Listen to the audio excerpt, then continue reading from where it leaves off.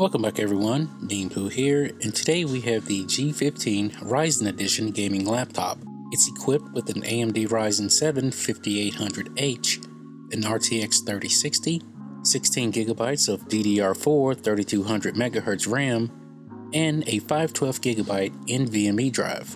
The panel is 15.6 inches with a refresh rate of 165Hz. The machine was delivered in the standard Dell packaging. The specs are located on the side and an AMD logo on the top. Opening the lid, there was a sticker stating that they are here to help should you need it. Again, I was disappointed as there is no other protection for the machine besides the egg carton material inside. On closer inspection, it's the same packaging as last year's G5 model. Inside we have a warranty, safety information pamphlet, and a Dell G15 setup pamphlet, the wall adapter cable, and the AC adapter. It's 240 watts and the model number is HA240PM190. Removing the machine from the box, it's protected by a thin plastic wrap. Removing the plastic reveals that the lid of the G15 has a gray matte finish. Moving over the lid, you will see speckles of dark gray in different sizes and shades, often looking greenish depending on the light. If you rub your fingers across, it's smooth but has a texture of wood that hasn't been completely sanded. It's really hard to explain. Some of the bumps that you feel will be the little speckles of color that is embedded into the lid and pretty much the whole body of the laptop. If you look hard enough, you'll see that the lid has a triangle pattern covering 3/4 of it. It has raised ridges with the Dell logo centered in the middle. The Dell logo is embossed and has a dark mirror finish that will attract fingerprints if touched. The laptop can be opened with one hand or finger, which is good as a lot of machines require two hands, one to lift while the other supports. Under the lid there is a protective plastic liner for the screen. Directly under the hinge you will see the ventilation access that is separated into 4 equal sections. And right below that, just above the function keys, are more ventilation slots that are in a diagonal pattern. Looking right ahead, they are all visible, but if you look at an angle, only half of them are visible. Pretty cool design. Although it seems unique, it's not uncommon to see this on other machines. Across the top, you will find the function keys. These will control your volume, brightness of the screen, toggle the keyboard backlight, and various other things. Mixed in the keys, there is one with a G on it. This is the Game Shift technology key, which when pressed will put your machine in high performance mode. At the end of the row, there is a power key. The key clicks when pressed and it takes a little bit more force to actuate than the regular keys. The keys in my opinion feel a bit small, but I was able to type with it. I did make a few mistakes, which I blame for the way the layout was designed. With the modified layout, you get a full keypad on the right, and it makes the typing area feel cramped. One annoying thing that I don't like is how the arrow keys at the bottom are half keys instead of one full one. It feels very awkward when touching them and will throw you off. As stated earlier, the same pattern of color speckles are here around the touchpad and sides. The feel is a little rougher than the lid of the laptop. The trackpad is a step above average, and by that I mean it doesn't feel like your finger is sliding across plastic that's catching, causing the motion to feel less fluid. Touching on the left side of the pad left clicks, and on the right side it right clicks. The click will only work about halfway down the pad. Like the G5, the touchpad supports all the current gestures that use 1, 2, 3, and even 4 fingers. The keys are not per key RGB but zoned and can be configured in the Alien Command Center. There are a few sticker labels that are not crooked on the machine. On the left, the largest sticker is silver, giving the name of the laptop as well as some highlights such as discrete graphics, thermal cooling, and the usual jargon. On the right hand side, there are 2 more that are the size of a penny, one being NVIDIA graphics and the other AMD CPU. Lastly, there is the letter G in orange, embossed right above the silver sticker. Of course, this is for the laptop being a G series machine. On the left side, we have the rear cover, an exhaust vent, a network port to connect an Ethernet RJ45 cable from a router or a broadband modem for network or internet access. The controller is a Realtek with the model number RTL8125BGS, and it's a PCI Express 2.5GB Ethernet controller. The port supports 10, 100, 1000, 2500 megabits per second. The headphone port. This allows you to connect headphones or a headset, which is a headphone and microphone combo. This is the battery status light. It will be solid amber when the battery charge is low. If it starts to blink, you might want to plug it up as the charge is critical. If the light is off, then your machine is fully charged. Lastly, we have the left speaker. Going along the front, there is nothing, no light bar, LED, nothing. This gives a clean look if you don't like all the flashy lights, but then again, you could also turn it off if there was one. On the right side, we have the right side speaker, and believe it or not, just 2 USB ports. Both ports are USB 3.2 Gen 1 ports, but the one on the right supports PowerShare. Both support speeds up to 5 gigabits per second, and the one with PowerShare allows you to charge your USB devices even when your computer is turned off. By the way, if you go to the Dell site, they have these ports listed as USB 2.0, which is untrue and could be a typo. With that said, they are USB 2.0 compatible. Next, we have the right side exhaust vent and the back cover with a nice looking orange G. Going along the back, we have a cool looking exhaust port,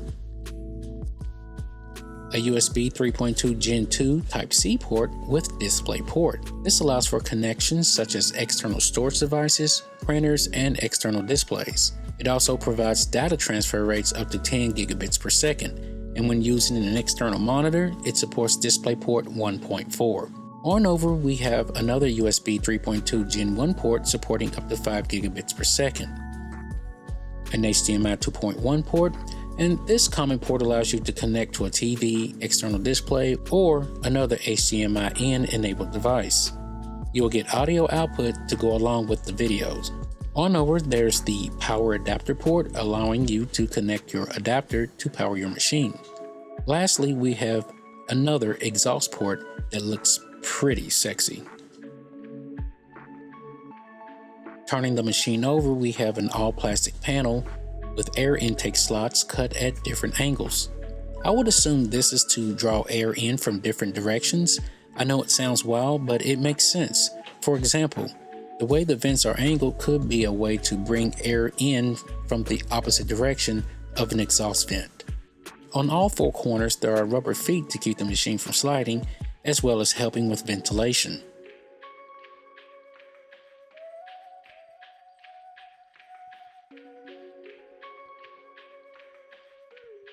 There are 8 screws holding the bottom panel on.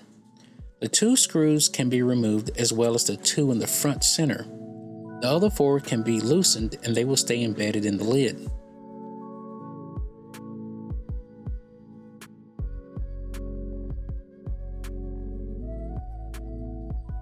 After the bottom panel is removed, those that upgrade a lot will notice that there are no heat pipes and that the CPU and GPU are out of view. This is because the board is inverted. This causes a lot of problems for people who have to repaste because you have to pretty much disassemble most of the machine, which takes a lot of time. Here we have the right side fan, a USB 3.2 Gen 1 port with PowerShare, a USB 3.2 Gen 1 port. This is the M.2 2230 slot for Wi-Fi and Bluetooth combo card. This killer 1650X supports up to 2400 megabits per second transfer speed and supports 2.5 and 5 GHz bands. Other features supported are Wi-Fi 802.11a, B, G, N, AC, and AX. The card also supports WEP, AES, and TKIP encryption. I believe this is the RTX 3060 GPU. It has 6 GB of GDDR6 memory, and it can use 115 watts plus. This is 2 RAM module slots supporting up to 32 GB of DDR4 3200 MHz RAM. Again, I believe this is the CPU, which is the Ryzen 7 5800H with Radeon graphics and has a processor speed up to 4.4 GHz. The left side fan, the RJ45 network port, and the headphone jack. The bracket hose for a mount to install a 2280 size NVMe drive. The left side speaker, the bracket hose for a size 2230 SSD NVMe drive, The M.2 slot number 2, and it's a PCI Express Gen 3 x 4. It supports up to 1 TB in the 2230 form factor and up to 2 TB in the 2280.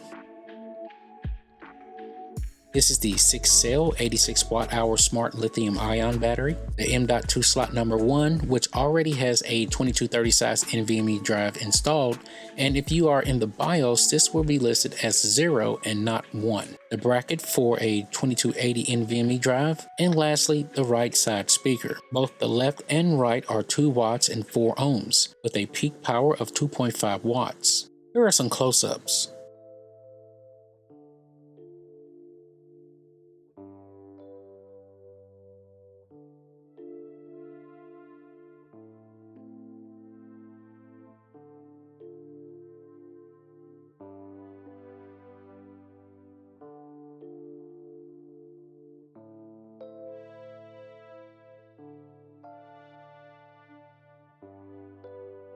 The underside of the plastic panel has a metal mesh to help keep out large debris.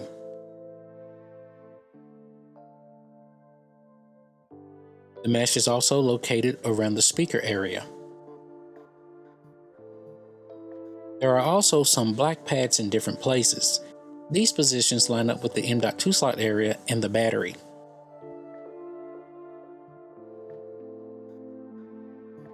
The fan fins are not metal, at least in the one I have, and could be comprised of some kind of compound of polymer with strong additives.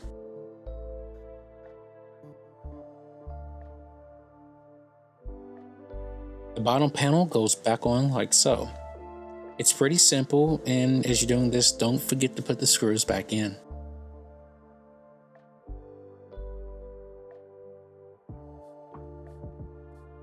Moving to the top of the display panel, we have the left microphone, the camera status light, and the right camera microphone.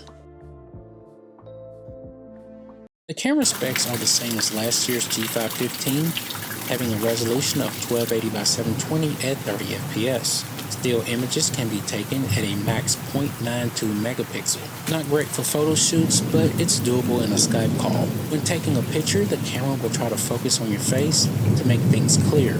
It has a diagonal viewing angle of 78.6 degrees.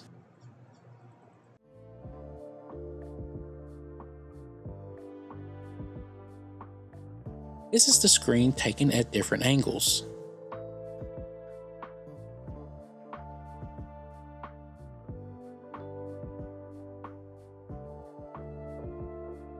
These are different brightness levels from 0 to 100.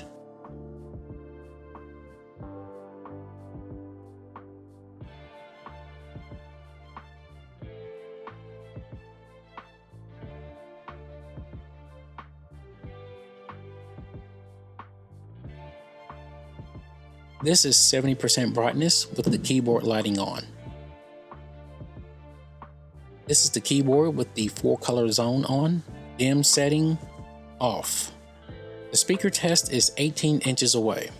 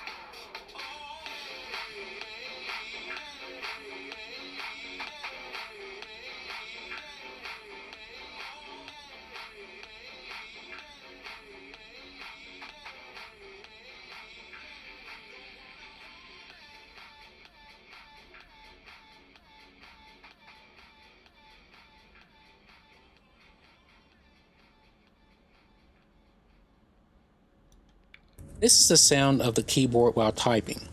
It's actually pretty quiet. While typing, I made a few mistakes, as like I said before. The keyboard feels a little cramped, and while typing, I noticed that the travel distance is pretty short while pressing the key, which can make typing awkward.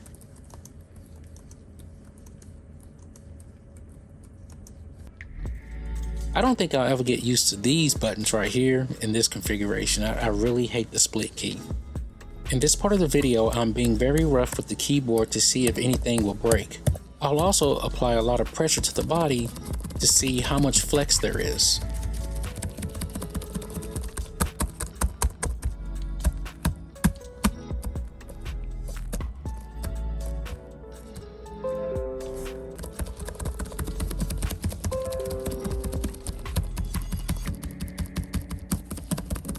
I'm now applying a lot of pressure to the body. It has a little flex, but it looks like a lot because of the pad that it's sitting on. I'd say it's above average.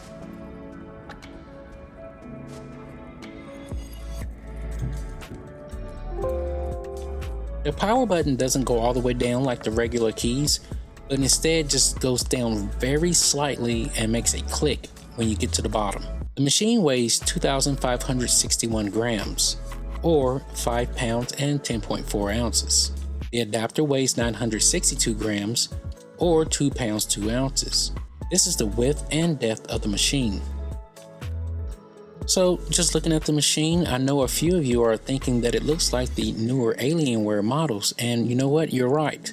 So I did a few comparisons to show you. I'm glad Dell used this design as it's aesthetically pleasing and looks way better than the previous. Both machines are lower in height in the front and higher in the rear. Here is the front of the machines with the Dell G15 on the bottom. The right side.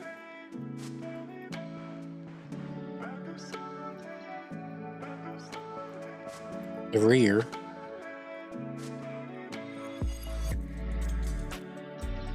This is the underside with the Alienware on the bottom. Here I set the video brightness to 70% on both.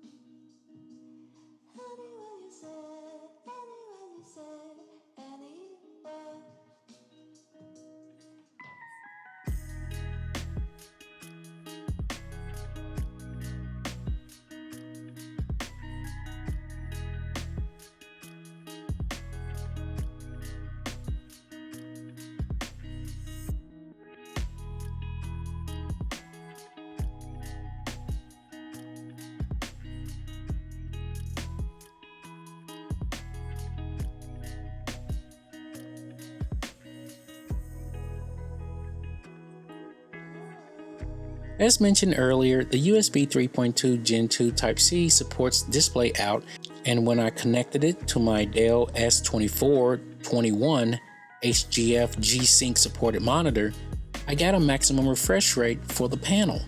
You will also be able to access extra options that were not available with the G15 panel in the control panel. The cable that I used was the Insignia USB-C to DisplayPort model NS-PCK-CD6. I'll have a link for that in the description. In the next benchmarks, I compared the normal balance mode, being balance for power and balance for thermals, to using the gain shift button, which is activated by hitting the G key, which is F9. Cinebench R23, Corona 1.3. These are the Geekbench tests, and note that the profile will be listed at the bottom. OpenCL, single and multi-core, CUDA, Vulkan. The next few shots will be using the AMD Radeon graphics, OpenCL, Vulkan, V-Ray,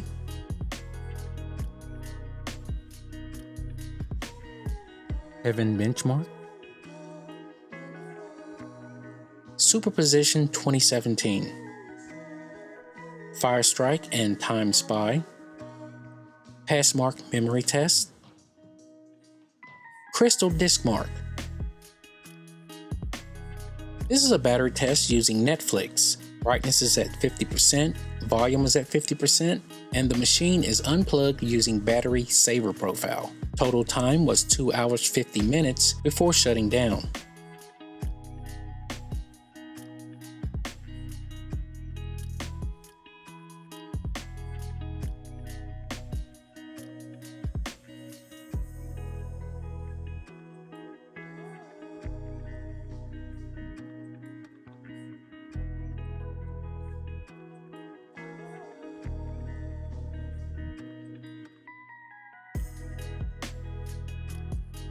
Here are some specifications that you can see using Hardware Info 64.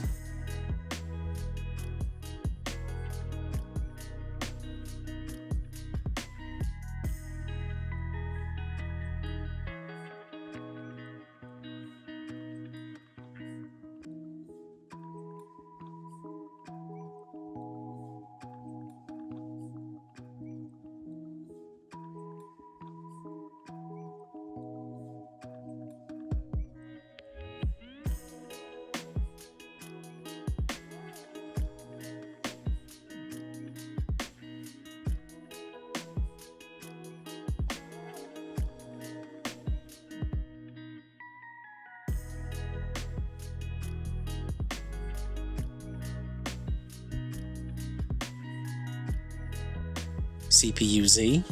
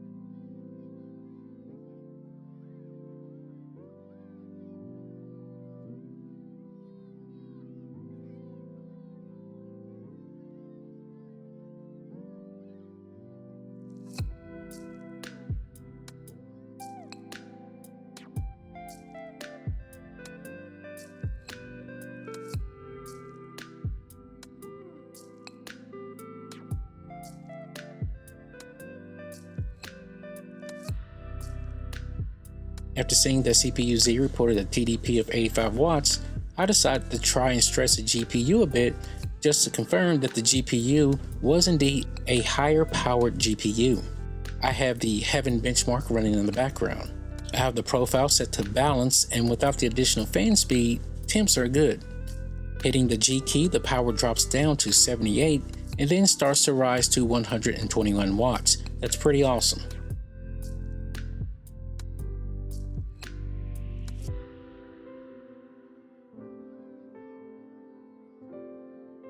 If you wanted to, you can go into NVIDIA Control Panel, go to Help, then select System Information. This will list your maximum graphics power, boost clocks, memory bandwidth, and a lot of other useful information. This really proves that the boost is real under certain situations. Moving up, you'll see that the CPU is pretty hot. The CPU has a max temp of 105C, which is higher than Intel. Don't think that something's wrong with your CPU if you see this. It can handle it, and I've not seen any performance degradation at these temps. If temps are really an issue for you, then you can use Ryzen controller to drop it. This is Far Cry 5 using Ultra settings. Going from left to right, we have balanced, high performance using the G key. Then I use Ryzen controller and setting a max of 85C. Then there's balanced, high performance using the G key. I then use Ryzen controller to set a max temp of 90C, and continuing with balanced and high performance using the G key.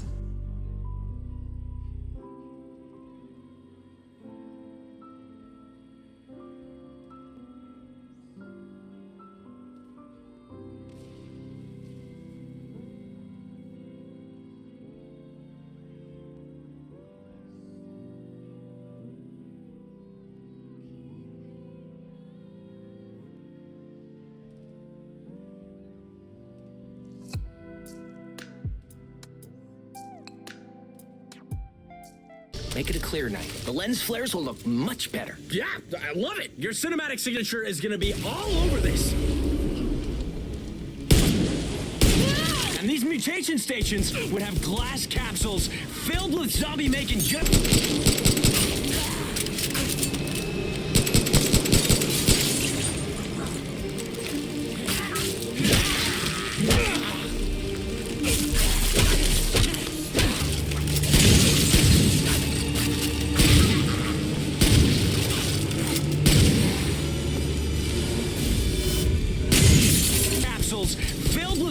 making goo. I can just imagine our hero busting open that glass with some bullets. Ah! It's so fucking badass. Our hero gets to the shed and has to deal with more zombies. We need a set piece here. It's not a shed, it's where they store gas. Yeah, that is the kind of mainstreamness that this idea needs.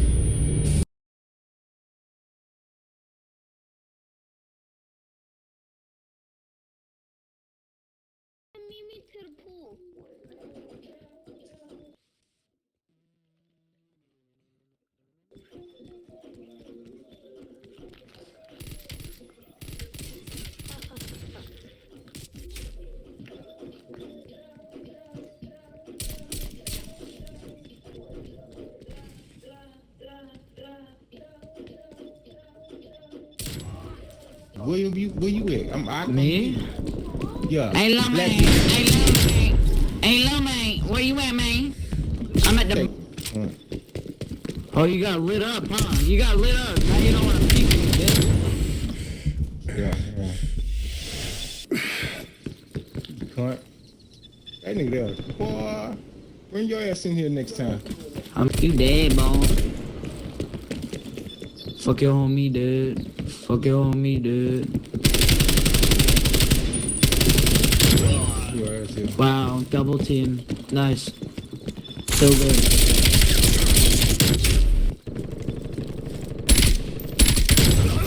I was about to say, if I didn't kill you.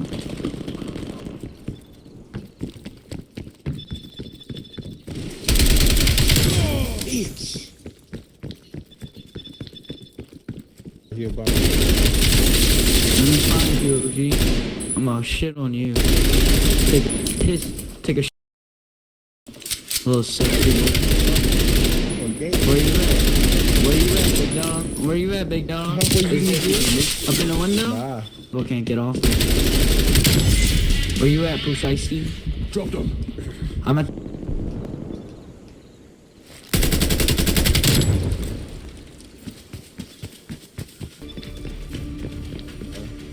I got the final sniper.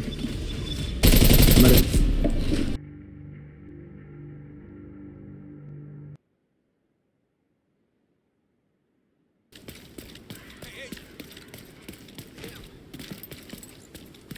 The division are pushing you into submission.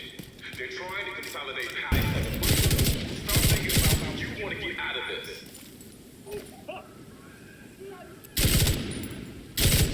They're trying to consolidate power. We've already tolerated their bullshit. Hey, Cover me while I reload. I got you. Looking for a has no place in this city.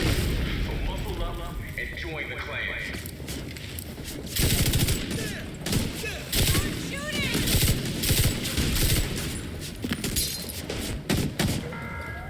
They're trying to consolidate power. We've already tolerated their bullshit before, and aren't letting it happen again.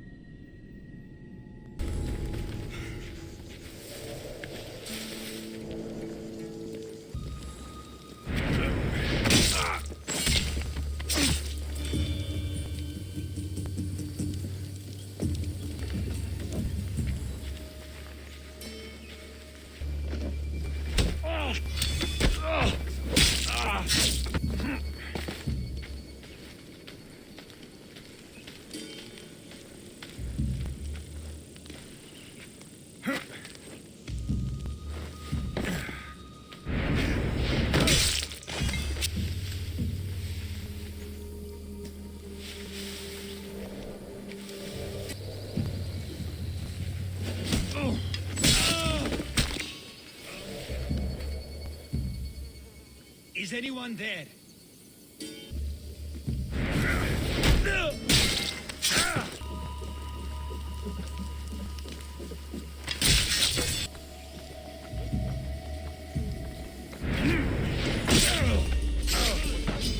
I never lose.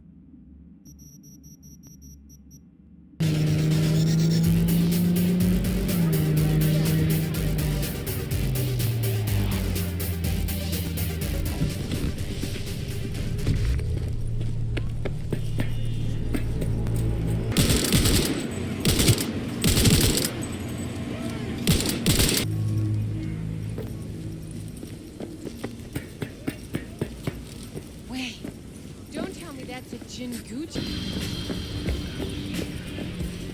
Support! Opening fire! Some fucking psychopath threw himself at me.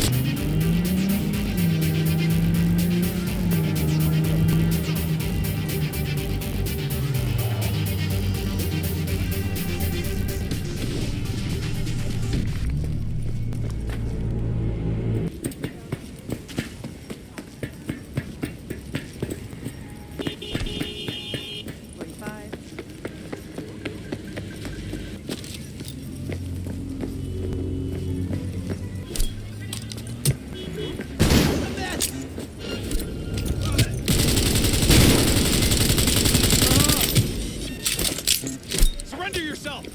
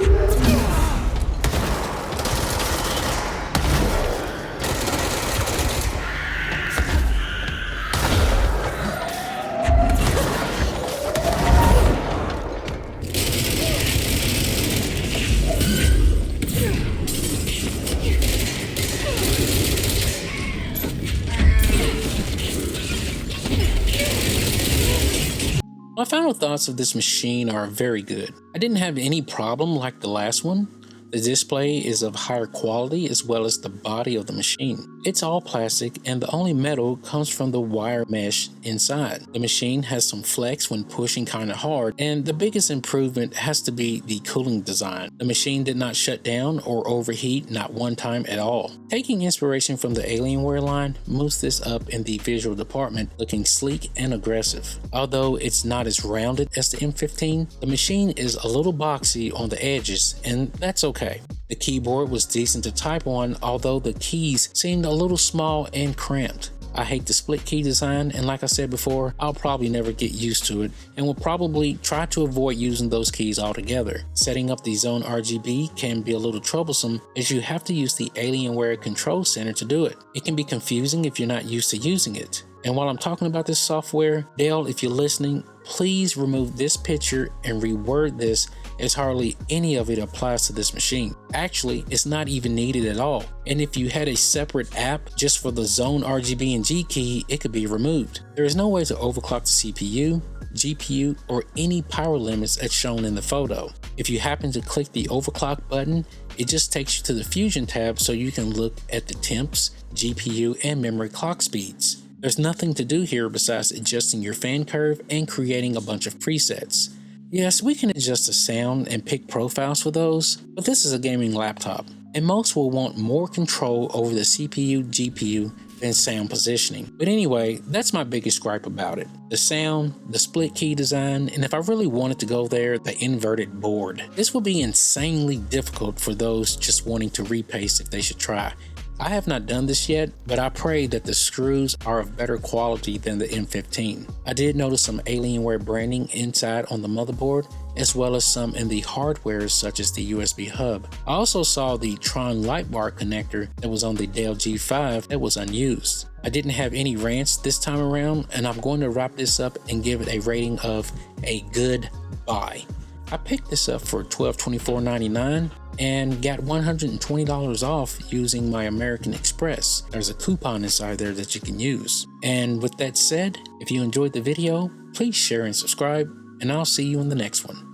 Meanpooh, out.